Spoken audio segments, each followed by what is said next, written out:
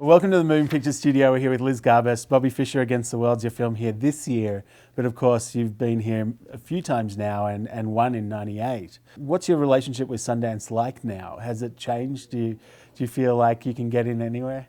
That's very funny. No, I definitely don't feel like I can get in anywhere. And they've certainly passed on a few of my films, which I haven't let them forget, and they don't care. No, I mean, this festival launched my career in 1998 with The Farm. We won the Grand Jury's Prize. It was awesome.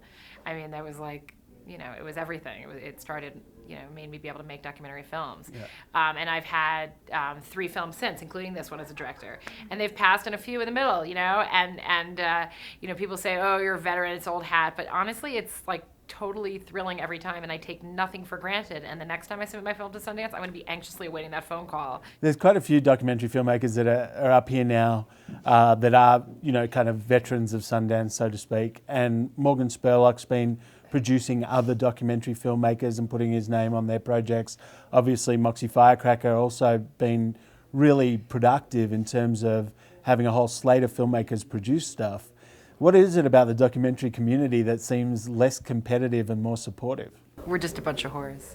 No, I mean, I'm a director, and that's kind of like my main thing. But I've also, because there's so many interesting projects, and if you can kind of help get them off the ground and help other filmmakers launch their careers, I'm all for that. It's like, working on other people's films is great. It's sort of like all the fun without like a lot of the pain. You can walk into the edit room and see sort of the things clear as day. Like, okay, you just need to move that there, this there, and do that. And, you get that distance, and so you can be really helpful. And like competition, yeah, I guess like you would be sort of bummed if the person that you like sort of nurtured then like beat you out later on in the project, but it doesn't really happen that way, and it's all good. In Bobby Fischer Against the World, a lot of people know who Bobby Fischer was from a chess context, but they don't know the world in which he operated and the kind of importance of the global context of the piece. Like so many documentaries to me seem like they focus in sometimes too closely on a portrait of a person that they forget the world around them and what it meant for that person to exist in that world. How did you learn that skill as a filmmaker? Who were your kind of documentary mentors?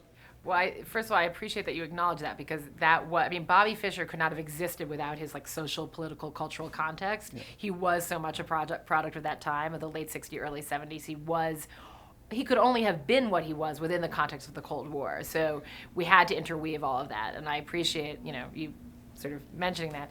I mean, for me, Barbara Koppel was an amazing inspiration, especially with my early work, which was much more cinema verite. I mean, she's kind of a female documentarian, and I think all of us who are sort of coming in the next generation look up to her. But also, this film is much more structured, and there were the films of like Kevin MacDonald, that I looked at that were, just such tight storytelling, yeah, and kind of have more of like a thriller, edge of your seat element. That was the kind of filmmaking that inspired me. Yeah, I was shocked to see Bobby Fischer working out like an Olympian.